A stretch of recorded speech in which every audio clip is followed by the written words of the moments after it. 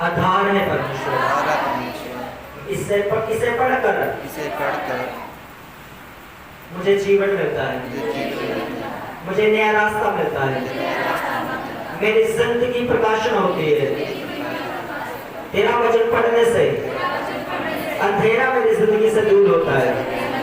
हे मेरे परमेश्वर, आज का पवित्र वचन मेरी जिंदगी का अंधेरा दूर करे और मैं रोशनी को देखूं। मैं तेरी सच्चाई में चलूं, पवित्रता में चलूं, तेरी महिमा को करूं, क्योंकि तेरा पवित्र वचन इसे पढ़ने से मुझे बुद्धि मिलती है, मुझे समझ मिलती है। तेरा वचन पढ़ने से मुझे समझ मिलती है, मुझे बुद्धि मिलती है। परमेश्वर, हे मेरे परमेश्वर, आज मेरी जिंदगी में सारा अंधेरा दूर चला जाए, अंधकार दूर चला जाए, अंधकार दूर चला जाए। तेरे वचन से मुझे प्रकाश मिले, तेरे वचन से मुझे छुटकारा मिले, तेरे वचन से मुझे आशीष मिले, तेरे वचन से मेरी जिंदगी उकाब की तरह नई और ताजी हो जाए। क्योंकि तूने कहा मैं तेरी जवानी को मैं नया करूंगा, मैं बदल दूंगा, मैं सामर दूंगा। यदि तू मेरी आवाज को सुने, मैं तुझे सुनूंगा और तुझे उत्तर दूंगा। परमेश्वर, आज के वचन को शैतान चुरा न सके। हे मेरे परमेश्वर, आज के पवित्र वचन को शैतान चुरा न सके। इससे मैं छुटकारा पाऊंगा। मेरी जिंदगी में तेरा बड़ा काम हो, यीशु मसीह के नाम में आमीन। सब बोले आमीन, आमीन, आमीन। स्वागत है आप सबका परमेश्वर की उपस्थिति के घर में।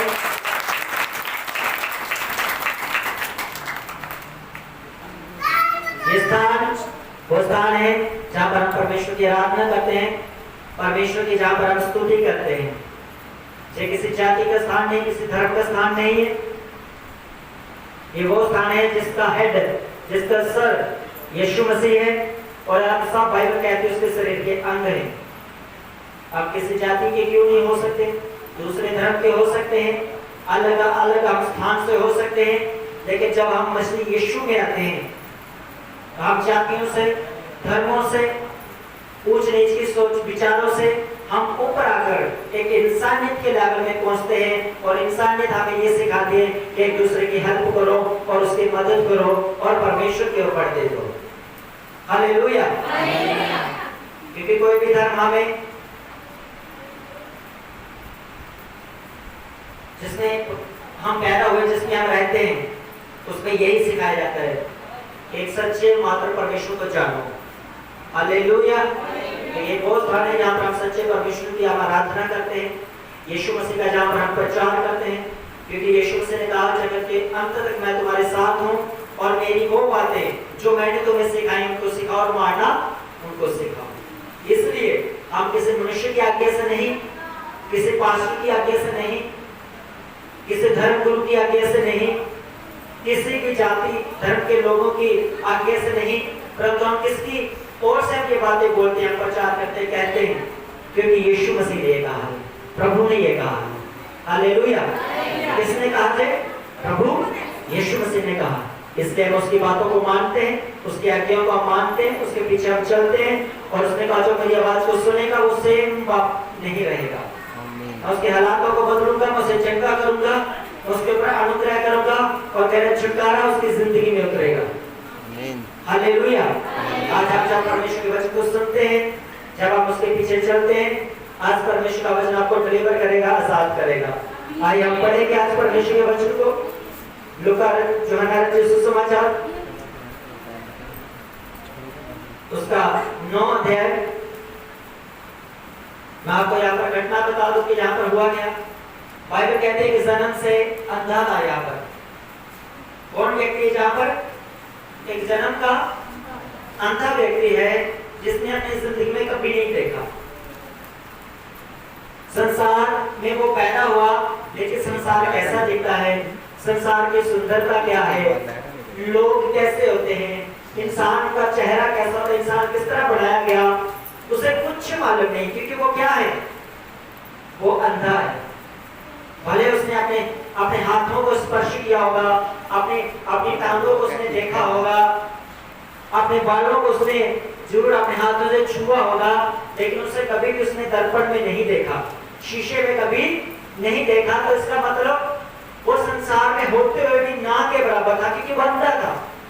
वो सुन सकता है, बोल सकता है, लेकिन वो देख नहीं सकता। उसने कभी भी अपनी जिंदगी में देखा नहीं। और बाइबल कहती है वो जन्म से अंधा था, वो पैदा ही अंधा हुआ। हालेलुया। वो कैसे पैदा हुआ? वो जन्म से ही अंधा पैदा हुआ। हालेलुया। हम उसकी पहली आयत को पढ़ेंगे, लिखा है जाते ही उसने एक मनुष्य को देखा जो जन्म से अंधा था। अब बाइबल कहती है यीशु मसीह कभी गलील में, कभी यहूदिया में, कभी जेरूशलम में, कभी सामरिया में, वो अलग अलग जगह पर जाकर क्या करते थे? प्रचार करते थे, लोगों से कहते थे मन फिराओ, तौबा करो। मन फिराओ का मतलब होता है कि अपने मन को बदलो, अपने जीवन को बदलो। अपने जीवन को कैसे बदलो? कि जैसे कोई एक व्यक्ति नशा करता है तो परमेश्वर कहता है तो नशा छोड़ दे। एक व्यक्ति दूसरे की पत्नी की ओर, जहाँ एक लेडी, एक कुंवारी औरत किसी मर्द की ओर गलत नजर से देखता है, व्यभिचार की इच्छा रखता है, गलत काम की इच्छा रखता था, परमेश्वर कहता था इस पाप को तो छोड़, ऐसा तुम्हें नहीं करना। परमेश्वर समय आने पर तुझे बेस्ट देगा, तुझे बढ़िया वो वरदान देगा। बुरे कामों को छोड़ो, मेरे पीछे आओ, तो जीवन का मार्ग जिसमें तुम चलोगे तुम एक जीवन पाओगे। हालेलुया। तो परमेश्वर का कहने का यही मतलब था, मन फिराओ।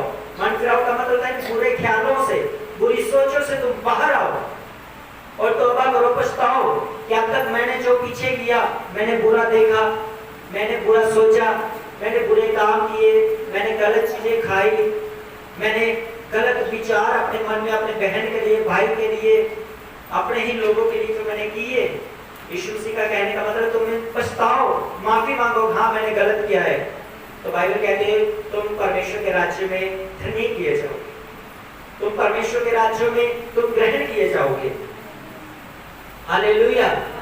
तो जहाँ पर एक व्यक्ति है जो जन्म से अंधा है, यीशु मसीह ने जब ये प्रचार करते करते एक नगर से दूसरे नगर, इस नगर से दूसरे नगर, इस गांव से उस नगर, जब यीशु मसीह ने इस व्यक्ति को देखा और उसके चेलों ने उससे पूछा, यीशु मसीह के चेले यीशु मसीह से पूछने लगे, क्या पूछा उन्होंने?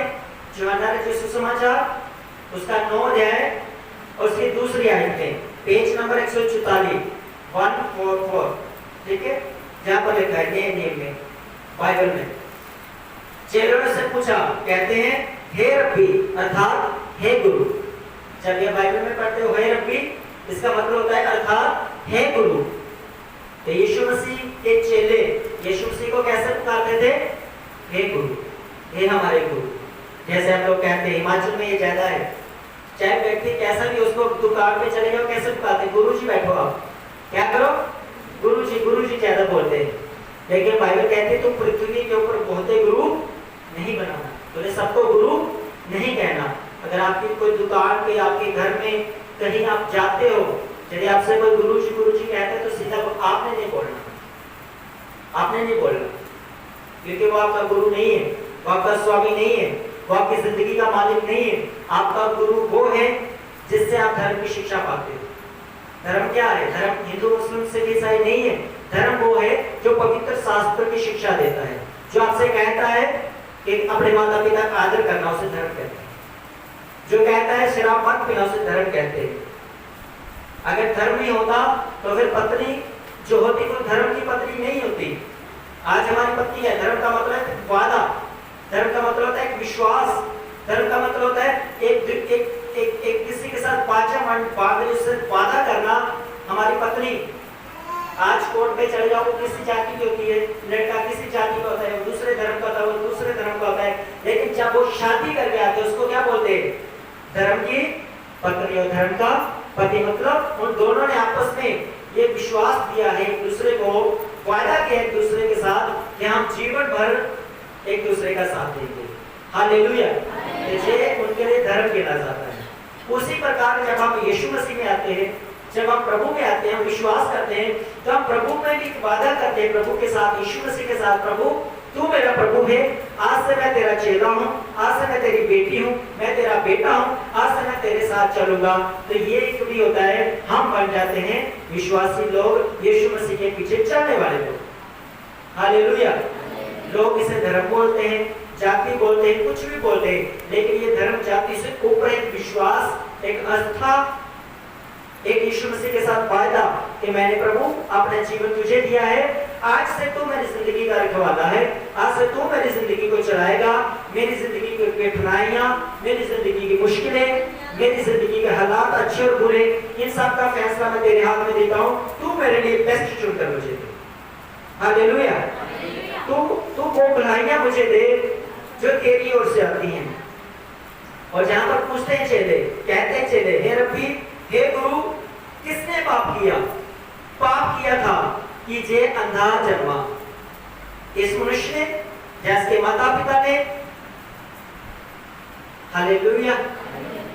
क्योंकि बाइबल हमें सिखाती है, हम जब पुराने नियम में पढ़ते हैं तो बाइबल कहती है, नए नियम में बाइबल कहती है कि जब किसी मनुष्य के ऊपर विपत्ति आती है, जब किसी व्यक्ति के ऊपर क्लेश आता है, मुश्किल आती है, जब वो बीमारी में जाता है, दुख में जाता है, कर्जे में जाता है, या किसी न किसी हालात, बुरे हालात में एक व्यक्ति फंस जाता है, तो बाइबल कहते हैं उसका कारण उसका पाप है, उसकी गलतियां हैं, उसका परमेश्वर से अलग हो जाना है।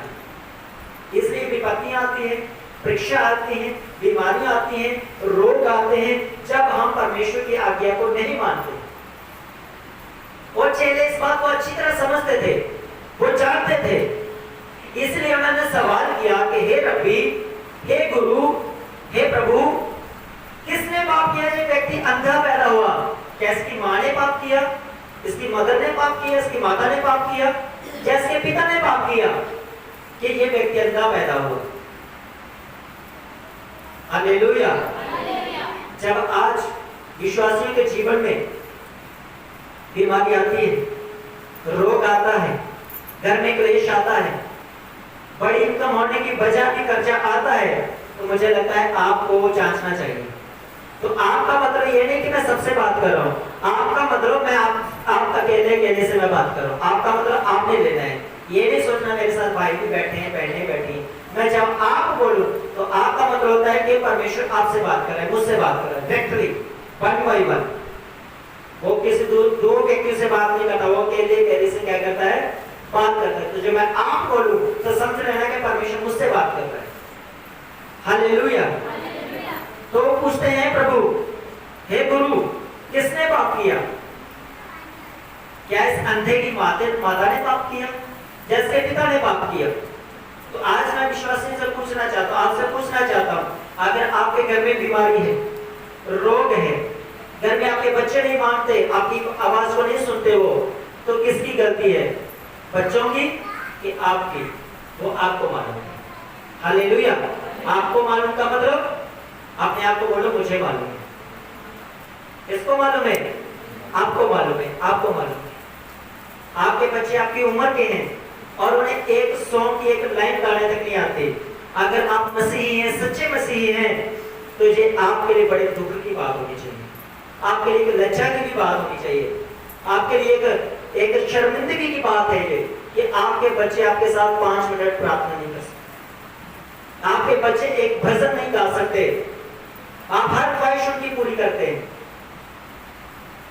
आप खुद भी 8-8 घंटे 12-12 घंटे काम कर लेते हैं, घर में आप मशीन भरकर जाकर एक टप भरकर आप कपड़े धो लेते हैं, आधा घंटा 2 घंटे लगाकर पूरा दिन झाड़ू पोछा आप कर लेते हैं, घर के सारे काम आप कर लेते हैं। आपका रिश्तेदार कोई आपके पास आ जाए, आप उसे 2 दिन दे देते हैं, 3 दिन दे देते हैं, 4 दिन दे देते हैं, उसकी पूरी फुल सेवा करते हैं। लेकिन जब आपकी जिंदगी की बात आती है, जब आपकी बरकत की बात आती है, जब आप खुद की ब्लेसिंग की बात आती है, तो आप परमेश्वर के साथ उसके चरणों में नहीं करते, आप प्रार्थना नहीं करते, आप बाइबल नहीं पढ़ते। तो उसका कारण, उसका रिजल्ट क्या आता है? उससे परमेश्वर कहता है मुझे कुछ फर्क नहीं पड़ने वाला। परमेश्वर को अगर आप सोचते हैं कि आपकी महिमा से परमेश्वर, आपकी बड़ी जरूरत है परमेश्वर को, तो ये बात भूल जाओ आप। उसकी आराधना करने के लिए, उसकी स्तुति करने के लिए, उसको धन्यवाद देने के लिए बाइबल कहती है हजारों लाखों करोड़ों स्वर्गदूत स्वर्ग में। हालेलुया। मेरे आपके होने या ना होने से कोई फर्क नहीं पड़ता। कितने लोग हमारे आसपास यीशु मसीह को जानते हैं, कुछ लोग उसका विरोध करते हैं, कुछ लोग आप उसकी स्तुति करते, उसकी सेवा करते हैं। हालेलुया। लेकिन प्रत्येक जन अपनी ही करनी का फल भोगेगा, अपने ही कर्मों का फल वो भोगेगा। लेकिन हम जो मसीह में हैं, हम जो प्रभु में हैं, क्या हम अपने जिम्मेदारी को समझते हैं? क्या आज भी तीसरे दिन हम अपने, कभी अपनी पत्नी के लिए, बेटे के लिए, बेटी के लिए, रिश्तेदार के लिए, अपने लिए, क्या हम एक रिक्वेस्ट लेकर आ जाते हैं, हमारे लिए फलानी बात के लिए प्रार्थना करो? वो आपके लिए होगी, परमेश्वर आपके ऊपर अनुग्रह करेगा, परमेश्वर आपके ऊपर दया करेगा, आप जगह किए जाओगे। लेकिन क्या आपने कभी सोचा ऐसा क्यों हुआ? क्यों मैं बीमार हुआ? क्यों मेरे घर में ये बीमारी आई? क्यों मेरा फाइनेंस टिक नहीं पा रहा? क्यों मैं आगे तरक्की नहीं कर पा रहा? क्यों मैं इतने सालों से काम के लिए एक मैं सपना देखा वो पूरा नहीं हो पा रहा? उसका रिजल्ट एक ही है, बाइबल कहती है सब तक घर यहोवा ही घर को ना बनाए तो बनाने वाले की सारी मेहनत व्यर्थ है। इसका मतलब घर बनाने का मतलब ईंटों दीवारों का नहीं, आपकी जिंदगी का, आपकी आत्मिक लाइफ का, आपकी पवित्रता का, आपकी प्रार्थना का, आपका चर्च आने का, आपका चर्च में आकर आप कितने सहभागी होते हैं चर्च में आकर। आज मैं बैठा था बाहर, परमेश्वर से मैं पूछ रहा था कि परमेश्वर ये लोग इतने लेट क्यों आते हैं? 10 बजे के बाद, 10:30 बजे के बाद क्यों आते हैं? आप पोस्टर के ऊपर टाइम देखो तो टाइम दिया है 10 बजे। अगर 10 बजे के 10:30 बजे के आप बाद आते हो तो इसका मतलब आप आलसी हैं, इसका मतलब आप परमेश्वर के साथ सीरियस नहीं हो, आप मजाक करते हो, कोई गाली चाड़ा चली चलना। इसका मतलब आप परमेश्वर के साथ दिल से जुड़े नहीं, अब तक आपको कोई चिंता नहीं है परमेश्वर के घर टाइम टू टाइम जाने की। हालेलुया। परमेश्वर मुझे कह रहा था कुछ लोग तो इसलिए नहीं आते कि शायद अगर मैं जल्दी चला गया तो मुझे झाड़ू लगाने के लिए बोलेंगे, अगर मैं जल्दी चला गया, जल्दी चली गई तो मुझे कहीं खाना बनाने ना लगा दे। हालेलुया। मैं नहीं जानता वो कौन है कौन नहीं, लेकिन अगर ऐसा बुरा विचार आपके मन में है तो आज उसे निकाल कर जाना है और टाइम से पहले आना है, क्योंकि टाइम से पहले आने वालों की बरकत भी सब बाकियों से पहले। हालेलुया। मैं जब मीटिंग के लिए जाता हूँ तो मैं 1 या 2 घंटे पहले नहीं जाता, मैं 10 घंटे 8 घंटे कम से कम 5-6 घंटे में पहले पहुंच जाता हूँ। मुझे मालूम है वहां जाकर मुझे रेडी होना है, मुझे मालूम है वहां पर आके बैठना, मुझे जगह को रखना है, मुझे मालूम है मैंने वर्शिप करनी है, पूरी मीटिंग को मैं अटेंड करता हूँ। मेरे साथ कुछ लोग चाय पीते हैं, वहां जाकर समोसे खाते हैं, कोल्ड ड्रिंक पीते हैं, खाना खाकर आते हैं। तो 1-2 बार मैं भी गया था, मैंने उनको हाथ जोड़ दी, भाई साहब आप खाना खाओ, आप चाय पियो, आप कुछ भी करो, अगर आप मेरे साथ चल रहे हैं, जिस काम के लिए चल रहे हो, मैं बाथरूम तक ही जाऊंगा, इससे आगे पीछे मैं नहीं जाऊंगा। लेकिन ज्यादा मीटिंग 5-6 घंटे चलती है, मैं अपने जाता हूँ और अपनी जगह पर आकर वापस बैठ जाता हूँ। कई लोग टेस्टिमनी के बाद आते हैं, दवाइयाँ खत्म होने के बाद आते हैं, वर्शिप भी खत्म हो जाती है तब आते हैं उसके बाद। हालेलुया। तो मैं नहीं चाहता ये आधी अधूरी ग्रेस आपकी जिंदगी में आए। अगर आप संपूर्ण बनना चाहते, पूरी बरकत को पाना चाहते हैं, एक दूसरे से अलग होना चाहते हो, तो आपको कुछ अलग करना पड़ेगा। आप अलग तरह की ब्लेसिंग चाहते हो तो आपका काम भी सबसे अलग तरह होना चाहिए। हालेलुया। मैं बाकी पास्टरों से मैं अलग बढ़ना चाहता हूँ, बाकी चर्चों से मैं अलग बढ़ना चाहता हूँ, इसलिए मेरे काम, मेरी प्रार्थना, मेरा उठना, मेरा स्टाइल, हमारे चर्च के लोग सब अलग है। हालेलुया। यहाँ की वर्शिप, यहाँ की प्रार्थना, यहाँ का वचन सबसे क्या है? अलग है। हम किसी को नहीं कहते कोई गल नहीं, पैंची लेट आ गए तो कोई गल नहीं, फिर की अपन करते बड़े काम होते, हम नहीं कहते। अगर आपके काम 6 दिन में खत्म नहीं हुए तो 7वें दिन, 1 दिन में आप क्या कर लो? जो 6 दिन में आपसे काम खत्म नहीं हुए, 1 दिन में 2 घंटे में, चर्च आने से पहले 1 घंटा 2 घंटे जितना भी टाइम आपके पास होता है, आप क्या खत्म कर लेंगे? उतनी देर में तो आपका मेकअप भी खत्म नहीं होता, उतनी देर में तो आप नहाकर भी नहीं फ्री होते, उतनी देर में तो आपकी पेंट और आपके आईब्रो भी सेट नहीं होती। हालेलुया। अब क्या सेट करेंगे आप? अगर परमेश्वर की उपस्थिति में आना है, परमेश्वर के घर में आना है, सुबह रेडी हो जाओ, 6 बजे उठ जाओ, 5 बजे उठ जाओ, प्रार्थना करो 1 घंटा, शेविंग पकड़ो अपनी, अच्छे से शेव करो, टाइट लगा के आओ, पैंट जो आपके पास कपड़ा है पुराना है फटा है कोई बात नहीं, प्रेस करके आओ। अगर प्रेस नहीं कर सकते, प्रेस भी नहीं है, बिल्कुल गरीब है, झुग्गी झोपड़ी वालों की आप तरह है, उसे रात को तय लगाओ, अपने बिस्तर के तकिए के नीचे रखो, सुबह तक वो प्रेस हो जाएंगे, क्योंकि मैंने किया है। आप मुझे नहीं सिखा सकते, मैं निकला हूँ चीजों से। रात को क्या करो, अपने कपड़े धो, तय लगाओ अच्छे से, झुर्रियां निकालो और जहां सोते हो उसके नीचे रख दो, जहां तो फिर उसे रखो। और जो भारी चीज आपके आसपास है ना, आपका ट्रंक है, जो भी आप कपड़ों की पंड भरी उसके ऊपर रख दो, सुबह तक वो प्रेस हो जाए। हालेलुया। तो चेले आके पूछते परमेश्वर इसकी जिंदगी प्रेस कैसे हुई, ये बता ड्योर क्यों है, ये बता अंधा क्यों है, किसने पाप किया, इसकी माता ने या इसके पिता ने। सुने प्रभु यीशु मसीह ने क्या कहा 3 आयत में। बाइबल किस किसके पास नहीं है, जिसके पास बाइबल है जरा उठाओ अपनी बाइबल, बाइबल उठाओ अपनी, ऊपर उठाओ ऐसे करके। जिन लोगों के पास बाइबल नहीं है, पीछे आज आपने टीम से बाइबल लेकर जाना है, बिना बाइबल के बिना हथियार के आपने नहीं आना। अगर आप सोचते घर के 4 मेंबर हैं तो एक ही बाइबल काफी है, तो फिर आज खाना भी एक ही थाली में खाना और उतना ही खाना जितना एक बंदा डालता अपने लिए। मेरी बात समझ आई? क्योंकि ये जीवन की रोटी है, आपकी अलग अलग होनी चाहिए। मेरे बेटे आनंद की बाइबल अलग है, एंजल अभी वो पढ़ना शुरू किया, उसकी बाइबल अलग है। जॉय के लिए बाइबल मैंने रख दी है, मेरे पास इंग्लिश की, पंजाबी की, हिंदी की, कई तरह की बाइबल मैंने खुद कर रखी, क्योंकि ये जीवन की रोटी है, इसी से मुझे बरकत मिलती है, इसी से मुझे आशीष मिलती है, इसी से मेरा जीवन जो है प्रतिदिन डे बाय डे आगे बढ़ता हूँ। और आज से अपने बच्चों को ये नहीं कहना बच्चे पढ़ ले, मिन्नत नहीं करनी है तो आ कर ले, आपका जितना जोर लगता है उसे बिठाओ, प्यार से मानता है प्यार से बिठाओ, मटर पनीर से मानता है मटर पनीर खिलाओ, से बाइबल पढ़ाओ। अगर दोनों से भी मानता फिर हाथ और पाँव लाठी घर में पड़ी है, जैसे आप बिठाना चाहो बिठाओ अपने बच्चों को। बाइबल कहते वो मरेगा नहीं परंतु जीवन को पाएगा। हालेलुया। नहीं तो किसी दिन आना देखना वर्शिप आनंद का जब्बियों में एक एंगो देखना और एंजल का गला देखना, इतना फुलता इसकी बात टॉप लेवल की ना, आप नाचना शुरू कर दोगे इधर ही। और आपके बच्चे आपकी तरफ बराबर हुए हैं, कंधा से कंधा मिलाकर चलते हैं। और बोल दो चर्च में बोल दो थोड़ा दरी उठाने के लिए इतना मुंह बढ़ाते कि कपड़े में गंदे हो जाए, बड़े रास्ते में कौवा या चिड़िया कुछ बैठ दे ऊपर। हालेलुया। परमेश्वर के लिए आपने कुछ छुपाना नहीं, कुछ रखना नहीं है। पूछा क्या परमेश्वर किसने पाप किया, इसका मतलब पाप जब हमारे बच्चे पाप करते हैं, हमारा पति पाप करता है, हमारी पत्नी पाप करती है, तो हमें घर में मालूम होता है किसने पाप किया। जब माता पिता झगड़ा करते हैं तो बच्चों को पता चल जाता है किसने पाप किया, दोनों ने किया। क्योंकि क्या हो रही है, दोनों के बीच में फाइट हो रही है। मम्मी ने डैडी को गाला, डैडी ने मम्मी को गाला, दब के फिर 2 घंटे बोलेगी, फिर डैडी ने शाम को स्पेशल चीज लेनी कही, मम्मी को खिलाना कही, तो फिर शांति का चाहिए नहीं था। हालेलुया।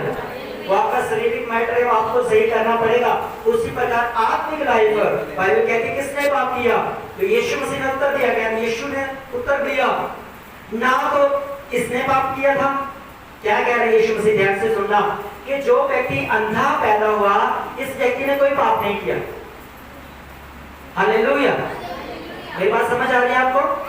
यीशु मसीह ने कहा, प्रभु ने कहा, ये जो व्यक्ति इसके घर में अपने माता पिता के घर में जो व्यक्ति पैदा हुआ, पैदा होने के बाद इस व्यक्ति ने पाप नहीं किया, ये पापी नहीं है, ये अच्छा व्यक्ति है, ये बढ़िया व्यक्ति है, ये सब कुछ ठीक है, इसने पाप नहीं किया।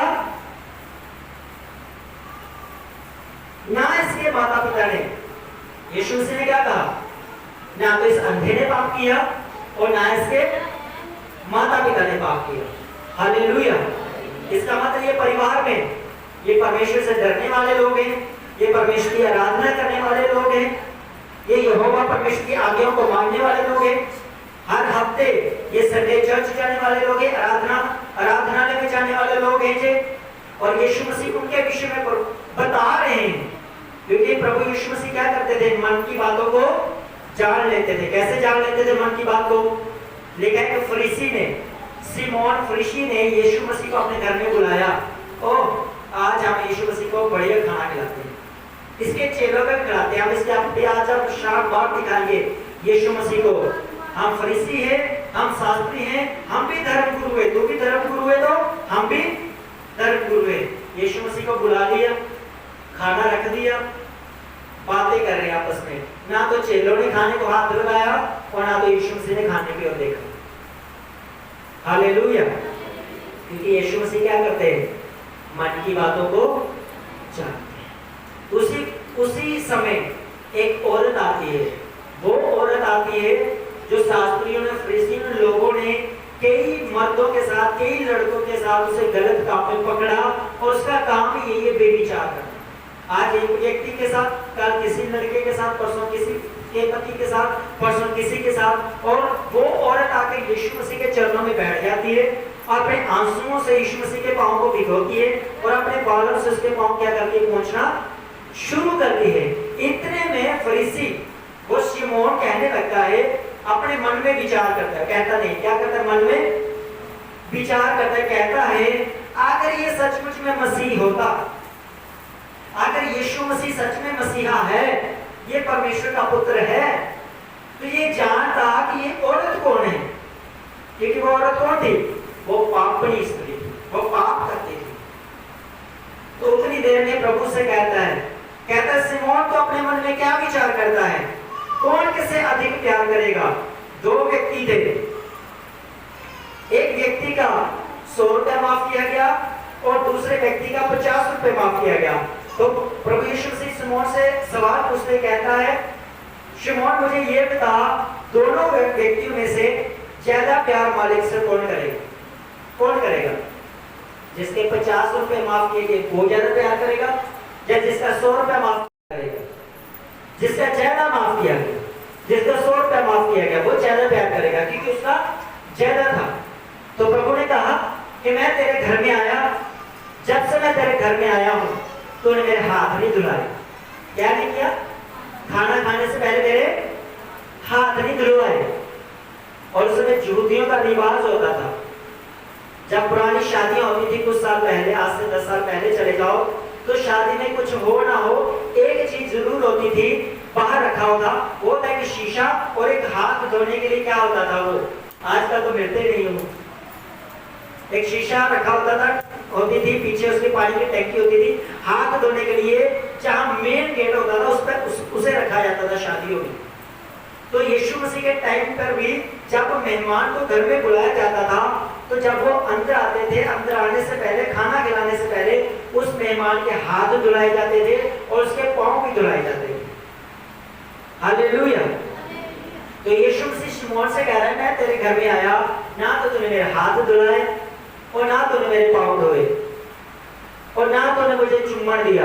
चुम्बन का मतलब जैसे हम बहनें आजकल गले मिलती, हम हाथ मिलाते हैं, जय दूसरे को जय मसीह ही बोलते। प्रभु यीशु से बोला, तुमने जय मसीह तक भी नहीं बोला मुझे, तूने घर में उतारा, खाना रखा, अपने आप को बोझ भर के खिला रहा, ओ आज आप खाना खिला रहे, पास्टर को बदिया और पास्टर बस मुर्गा खिला दे तो पास्टर खुश है। यीशु मसीह कह रहे मैं ऐसा नहीं हूँ, मैं सबसे अलग हूँ। मैं इसलिए इस औरत को मैंने डांटा नहीं, मैंने इसे भेजा नहीं, क्योंकि इसके जो ज्यादा पाप थे माफ किए गए। और आज उससे कहा, जा बेटी तेरे पाप माफ हुए, आज से पाप मत कर। हालेलुया। ऐसा ना हो आपके घर में पास्टर आए और बरकत आपका पड़ोसी ले जाए। और यही ऐसा ही इस अंधे के व्यक्ति के विषय में कह रहे हैं, प्रभु किसने पाप किया? ये अंधा हुआ, यीशु मसीह ने साफ किया। कहता है ना तो इस व्यक्ति ने पाप किया, ना इसके माता पिता ने पाप किया, प्रभु तुझे इसलिए हुआ, ध्यान से सुनो, प्रभु तुझे इसलिए हुआ कि परमेश्वर के काम प्रकट हो। हालेलुया। ऐसा किस लिए हुआ? कि परमेश्वर के काम प्रकट हो। कुछ बीमारियां, कुछ दुख परमेश्वर हमें इसलिए देता है कि हम जब परमेश्वर से दूर चले जाते हैं, जब एक व्यक्ति गरीब होता है, तंगी होती है, वो बड़ी प्रार्थना करता है, पास्टर काम के लिए प्रार्थना करो, फाइनेंस के लिए प्रार्थना करो। ओ पास्टर जी मेरे काम में मेरा बच्चा पढ़ नहीं पा रहा है, इसकी पढ़ाई के लिए प्रार्थना करो। जब सभी काम हो जाते हैं, रास्ते खुल जाते हैं, जब एक व्यक्ति फिर ठंडा हो जाता है, कहते हैं अब कोई बात नहीं, काम तो सभी हो गए, सब ठीक है, सब कुछ अपनी शक्ति में अपनी ताकत में मैं कर लूंगा। और परमेश्वर ने तंदुरुस्ती भी बख्श देती है, पैसा भी दे देता है, सब कुछ सिस्टम भी कर दे, ठीक हो गया। उन हौले हौले में अपने सब कुछ ठीक कर लेना। और परमेश्वर तब क्या करता है, बीमारियों को भेजता है, दुखों को भेजता है, परमेश्वर नहीं भेजता।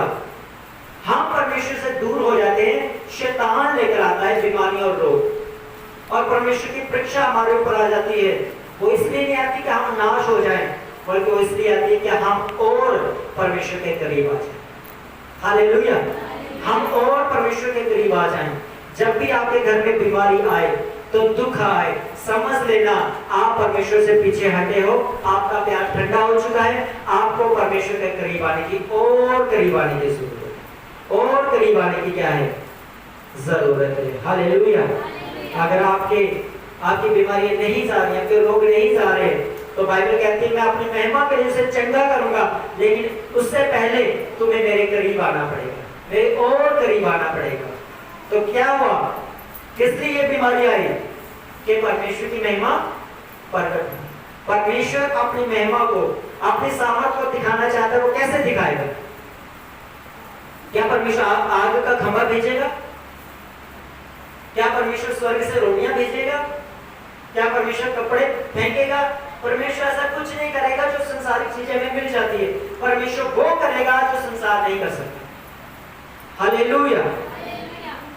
परमेश्वर वो काम करेगा जो मैं और आप नहीं कर सकते। वो अपनी महिमा को प्रकट करेगा, और अपनी महिमा को प्रकट करने के लिए वो सबसे पहले अपने दास को चुनेगा, वो एक सेवक को चुनेगा जिससे परमेश्वर बात करेगा। क्या करेगा?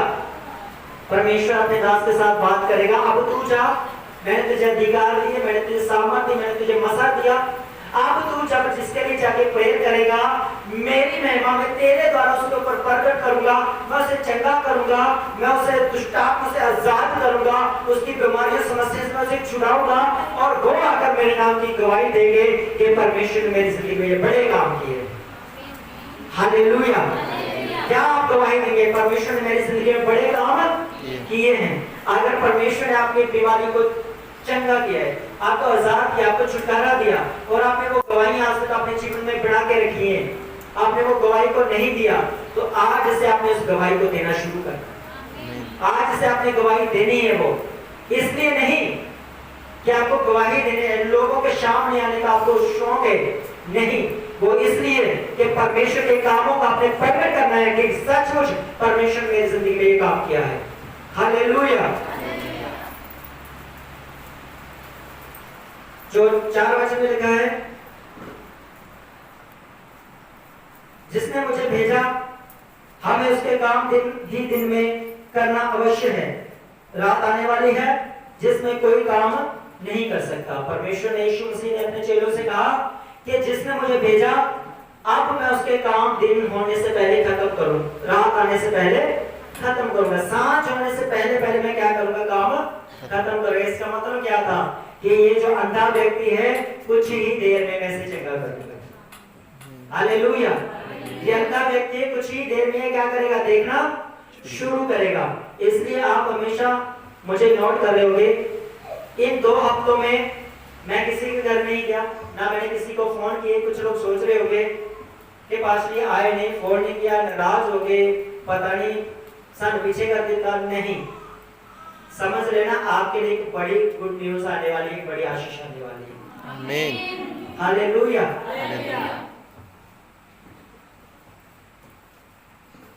जब तक मैं जगत में हूं, तब तक जगत की ज्योति हूं। यीशु मसीह ने क्या कहा? अंधे भी बैठा हुआ है, अंधे के साथ साथ यीशु मसीह के चेले भी बैठे हुए हैं, लोग भी बैठे हुए हैं, और यीशु मसीह उन लोगों के बीच में क्या कह रहा है कि जगत की ज्योति मैं हूं। तो मैं कई बार सोचता हूं कि अंधा व्यक्ति सोच रहा होगा कि अंधा मैं हूं, और यीशु मसीह कह रहा है मैं जगत की ज्योति हूं। मैं कैसे विश्वास करूं, मैं कैसे मानूं, मैं देखूं तो मान। लोग कहते हैं चर्च में बड़े बड़े काम होते हैं, लोग कहते हो बड़ी जगह गए, बड़ी जगह दिमाग चलाया, बड़े ऐसी बड़े जगह से गए, कोई फर्क नहीं पड़ा, चलो चर्च जाकर देख लेंगे। जब भी वो चर्च में आता है इसी मानसा के साथ आता है, इसी सोच के साथ आता है, हम क्या करें, हम भी चाहते चलो देख लेते हैं क्या होता है। हालेलुया। लेकिन जब वहां पर नहीं होता, जब वो जहां पर होता है, परमेश्वर अपनी महिमा को प्रकट करता है, सब लोग जानते हो नहीं हो यीशु मसीह वाले बड़ी पावर है। क्या है यीशु मसीह के अंदर? वो इसलिए पावरफुल है क्योंकि वो मरा हुआ परमेश्वर नहीं, वो जी उठा परमेश्वर है। और वो कहता है मैं जीवन की ज्योति हूँ। इसका मतलब अंधे को इशारा कर रहा था, अंधे को बता रहा था जो चिंता मत कर, मैं रात होने से पहले अपने काम को खत्म करता हूँ। यीशु मसीह इनडायरेक्टली बोल रहा था कि कुछ ही समय में तू चंगा होने वाला है। मैं जीवन की ज्योति, मेरी ज्योति आज तेरे अंदर और तेरी आंखों में चमकने वाली है, तू देखने वाला संसार को आज। हालेलुया। और 6 आयत में लिखा है, 6 कहकर उसने भूमि पर थूका और उस थूक से मिट्टी सानी और वह मिट्टी उस अंधे की आंखों पर लगाकर उससे कहा जा शिलोह के कुंड में धो ले। शिलोह का अर्थ है भेजा हुआ। उसने जाकर धोया और देखता हुआ लौट आया। हालेलुया। जैसे उसने अपनी आंखों को धोया वो देखता हुआ लौट आया। अब बाइबल में यीशु मसीह ने कईयों के आंखों के ऊपर हाथ रखा, उनके आंखों की रोशनी वापस आई। कईयों को बोला कि जाओ तुम मार्ग में जाते रहते चंगे हो गए, लोग जाते जाते चंगे हो गए। जहां पर लिखा है एक व्यक्ति को बोला तू देखने लग जा, वो देखने लग जाता है। जहां पर यीशु मसीह ने थूका, उस थूक से मिट्टी मली और उसकी आंखों में लगाई। हालेलुया। यीशु मसीह ने थूका और मिट्टी में मिलाया अपना थूक और क्या किया, उसकी आंखों में लगा दिया। जैसे उसने अपनी आंखों को धोया, वो क्या हुआ, चंगा हुआ, देखने लग गया। अब मैं आपको बता देता हूँ, बाइबल ये प्रूफ करती है यीशु मसीह 100% इंसान थे और 100% वो परमेश्वर के पुत्र परमेश्वर है। वो कैसे? संसारिक रूप में, शारीरिक में यीशु मसीह को भूख लगी, यीशु मसीह ने खाना खाया, यीशु मसीह रोए, यीशु मसीह हंसे, यीशु मसीह को तरस, यीशु मसीह ने लोगों को तरस किया लोगों के ऊपर, और यीशु मसीह ने गुस्सा किया। बाइबल में लिखा हुआ है। उसी प्रकार यीशु मसीह के अंदर परमेश्वर के 100% तत्व थे। उसके कपड़ों में से सामर्थ निकलती थी, उसके हाथों में से सामर्थ निकलती, उसके ब्लड जब उसके नेजा मारा गया क्रूस के ऊपर से पानी निकला, कोड़ी व्यक्ति के ऊपर, सिपाही के ऊपर उसका कोड़ जाता रहा, वो चंगा हुआ। यीशु मसीह ने थूका, उसके थूक से भी लोग चंगे हुए। हालेलुया। यीशु मसीह क्या थे? सामर्थ से भरे हुए परमेश्वर थे। क्या थे वो? सामर्थ से भरे हुए परमेश्वर। इसका मतलब था परमेश्वर यीशु मसीह जो भी करते थे, जब मसा आपको मिलता है, जब अनॉइंटिंग आपसे मिलती है, आप तेल से प्रार्थना करो, आप रुमाल से प्रार्थना करो, ऐसे हाथ रख के प्रार्थना करो, ऐसे कमांड कर दो, आपकी जिंदगी के मसले हल होंगे। ये 100%। हालेलुया। ये मायने नहीं करता कि पास्टर किस तरह प्रार्थना कर रहा है, मायने ये करता है कि आपकी कितनी प्रॉब्लम चल रही है। चाहे आपके ऊपर हाथ ना भी रखा जाए, दूर से बोला जाए अंधे आज देखिए यीशु मसीह के नाम में, तो अपनी आंखों पे खुद ही हाथ रख लेना, अपने सर के ऊपर खुद ही हाथ रख लेना, अपनी बॉडी के ऊपर खुद ही हाथ रखना और रिसीव करना कि आज परमेश्वर के सामने मुझे छूएंगे और मुझे चंगा करेंगे वो। आमीन। हालेलुया। और उसी समय वो व्यक्ति क्या हुआ? चंगा हुआ। तो 9 आयत में लिखा है, कुछ लोगों ने कहा ये वही है, दूसरे ने कहा नहीं प्रभु उसके समान है, और कुछ ने कहा, और उसने कहा मैं वही हूँ। जब लोगों ने उसे देखा कि ये व्यक्ति अंधा व्यक्ति अब देखने लगा, चंगा हो चुका है, तो वहां के लोगों ने कहा क्या ये वही व्यक्ति है? कुछ लोगों ने कहा नहीं नहीं ये दूसरा व्यक्ति है। लेकिन वो सामने आता है चंगा हुआ व्यक्ति, गवाही देता है लोगों के बीच में, कहता है मैं वही हूँ। हालेलुया। आज आपको मालूम होगा कि मसीहियों के बीच में कुछ मैटर हुआ और कुछ लोग छुप रहे, कुछ लोग सामने आ रहे हैं, और जो लोग कहते हैं मैं मसीह का हूं, तो मसीह आज उनके लिए खड़ा है। और जो लोग कहते हैं मैं मसीह का नहीं हूं, अगर वो अपनी जिंदगी को एक बार उन्होंने हार मान ले और जिंदगी और उठ नहीं पाएंगे। मसीह आपके जीतने का मतलब यीशु मसीह का जीतना, और आपके हारने का मतलब यीशु मसीह को हारना। जब इजरायली लोग हारते थे तो उसका मतलब होता था इनका परमेश्वर कमजोर है। लेकिन क्या परमेश्वर कमजोर है? क्या परमेश्वर हारने वाला परमेश्वर है? परमेश्वर को कहता था अगर तुम लोग हार गए तुमने गलती की, तुमने मेरी आज्ञा को नहीं माना, तुम हारोगे। लेकिन दूसरों के लिए ये होता था कि इनका परमेश्वर हारो हुआ परमेश्वर है। लेकिन परमेश्वर का मतलब ये होता था कि तुम लोग मुझसे प्यार करो, तुम मेरे पीछे चलो। ये ऐसे लोग 10,000 भी आ जाएंगे और तुम चाहे 10 लोग भी होंगे, परमेश्वर कहता मैं तुम्हें जय दिलाऊंगा। तुम जय मत दोगे इनके ऊपर, परंतु तुम्हें मेरे पीछे चलना। हालेलुया। तो ये व्यक्ति खड़ा होकर बोलता है, कहता मैं वही हूँ। तब वे उससे पूछने लगे तेरी आंखें कैसे खुल गई? उसने उत्तर दिया, यीशु नामक एक व्यक्ति ने मिट्टी सानी और मेरी आंखों पर लगाकर मुझसे कहा शिलोह में जाकर धो ले। मैं गया और धोया और देखने लगा। उन्होंने उससे पूछा वह कहाँ है? उसने कहा मैं नहीं जानता। हालेलुया। गवाही यीशु मसीह की दे रहा है, प्रभु ने मुझे चंगा किया।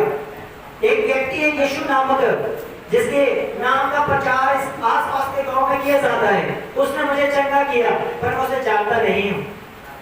हालेलुया। कैसे जानता नहीं हूँ? जो लोग आज पहली बार आए या अपने घर में जाएंगे, बोलेंगे और वहां पर तो बड़ी दुष्ट आत्मा चला रही थी, वहां पर तो बड़े बड़े काम हो रहे थे। तो इनसे पूछा जाएगा उस पास्टर का क्या नाम है, कौन सी जगह है, कहाँ पर गए? ये जाकर क्या बोलेंगे? हमें नहीं मालूम, पहली बार आए ना। हालेलुया। ये व्यक्ति भी पहली बार मिला और यीशु मसीह से बारे में पूछ रहे कौन है वो व्यक्ति जिसने तुझे चंगा किया? कहता है यीशु नाम है उसका, इतना मैं जानता हूँ, पर वो कौन है, कहाँ का है, मैं नहीं जानता। हालेलुया। कुछ फरीसी यीशु मसीह के पीछे उसके दोष लगाने के ऊपर उस व्यक्ति को उन्होंने सोचा कि ये व्यक्ति अब मिल गया जिसके द्वारा वो यीशु मसीह को दोष लगाएंगे। ये ऐसा काम तो मनुष्य कर ही नहीं सकता। ये यीशु मसीह लोगों के अंदर भड़काऊ प्रचार करता है, ये दुष्ट आत्मा की सहायता से लोगों को चंगा करता है। हालेलुया। पर वो व्यक्ति क्या बोलता है जो चंगा हुआ था? उसने हमको उत्तर दिया, से तो आश्चर्य की बात है कि तुम नहीं जानते कि वह कहाँ का है, तो भी उसने मेरी आंखें खोल दी। 30 वचन को पढ़ो, 31। हम जानते हैं कि परमेश्वर पापियों के नहीं सुनता। क्या कहता है वो?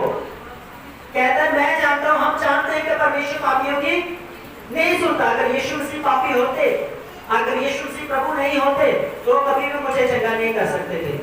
वो चाहे लाख कोशिश करे, 10 बार भी मेरे ऊपर हाथ रख के प्रार्थना करते, मैं कभी चंगा नहीं था, क्योंकि परमेश्वर पापियों की नहीं सुनता। कहता है कि परमेश्वर, परंतु यदि कोई परमेश्वर का भक्त हो और उसकी इच्छा पर चलता हो तो वह उसकी सुनता है।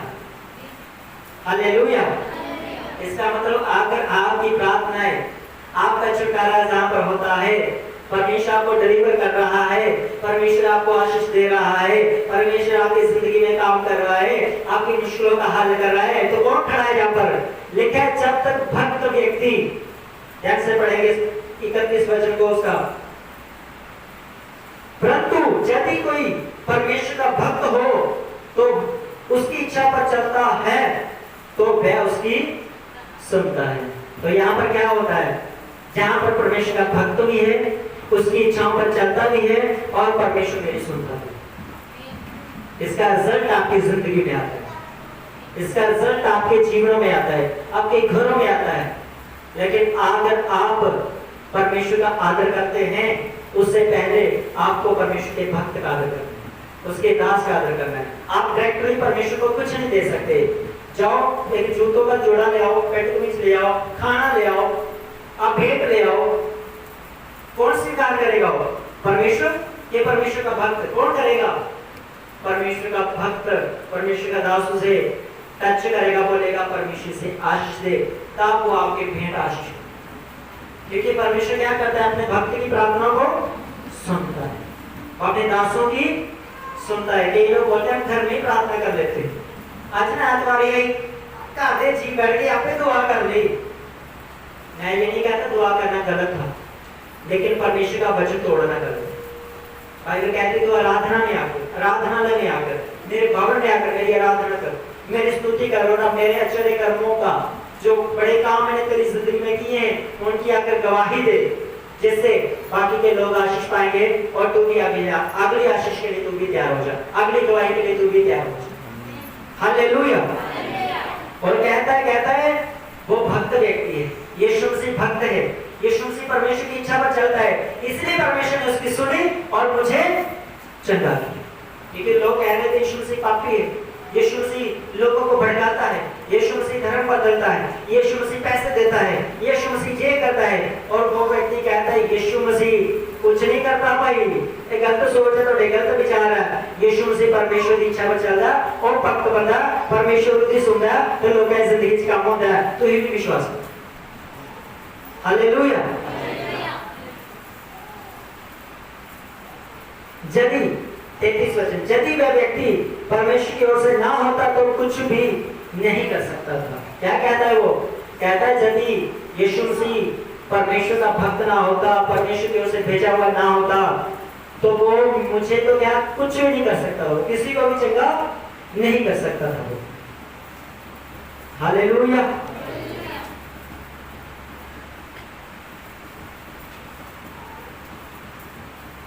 फरीसियों को यकीन नहीं होता कि ये व्यक्ति चंगा हो गया।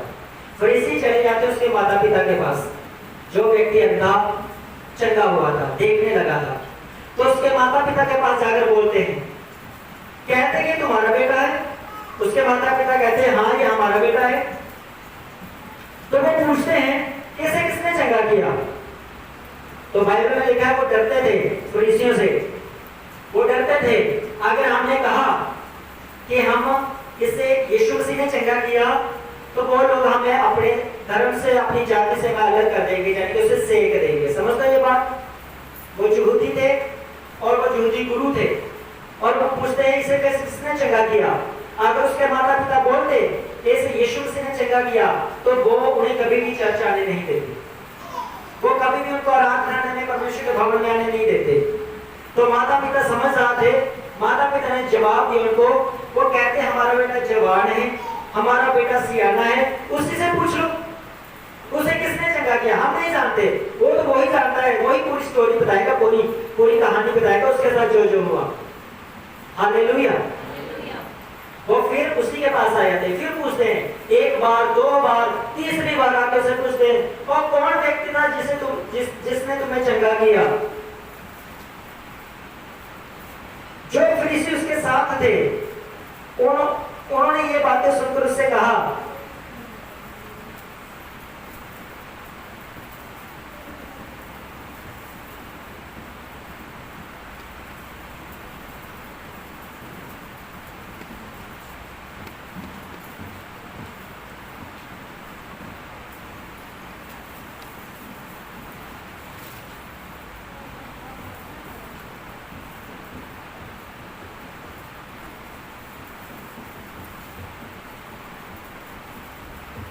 हम पढ़ेंगे इसके 27 वचन को। उसने उनसे कहा मैं तो तुमसे कह चुका और तुमने नहीं सुना, अब दूसरी बार क्यों पूछते हो?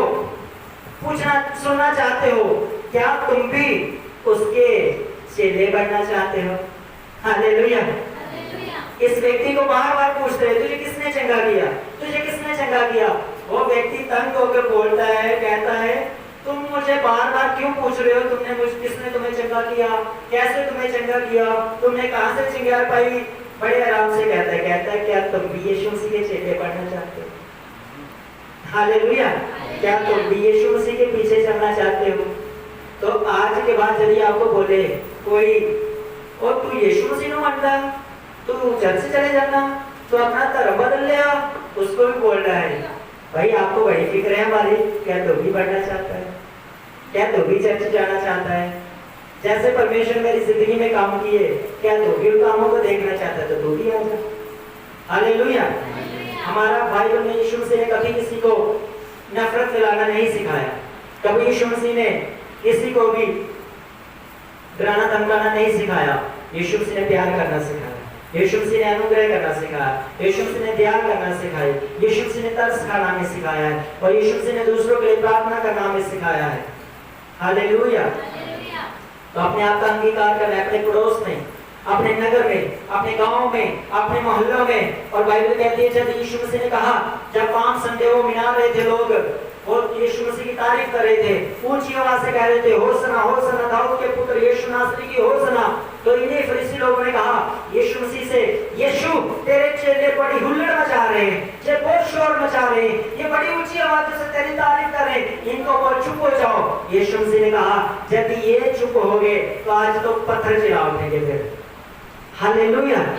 यदि आप लोगों की तारीफ बंद होगी, यदि आपने स्तुति आराधना बंद कर दी करना, तो याद रखना परमेश्वर आपकी जगह पत्थरों को बुलवाना शुरू कर देगा, परमेश्वर अपनी महिमा ले लेगा। इसलिए मेरा स्थान पत्थर है, अपने आप को तैयार करो। पत्थर हृदय को तोड़ो आज, पत्थर मन को तोड़ो आज, अधीन हो जाओ, नम्र हो जाओ, आत्मा में आज झुक जाओ परमेश्वर के सामने कि खुदावन मेरे परमेश्वर, आज मेरी अंधेपन की जिंदगी को तू दूर कर परमेश्वर, मेरी जिंदगी का अंधेरा दूर कर परमेश्वर, मेरी आंखों की रोशनी कंप्लीट कर मेरे परमेश्वर, मेरा लंगड़ापन तू चंगा कर परमेश्वर। आज मैं अंधकार में हूँ, जादू टूने में अंधकार की शक्तियों में खुदावन तू मुझे छुड़ा और मुझ पे दया कर, मुझ पे अनुग्रह कर परमेश्वर। सब खड़े हो जाओ, प्रार्थना करेंगे, सब खड़े हो जाओ। खुदावन आपको आशीष दे, खुदावन का रूह आपकी जिंदगी में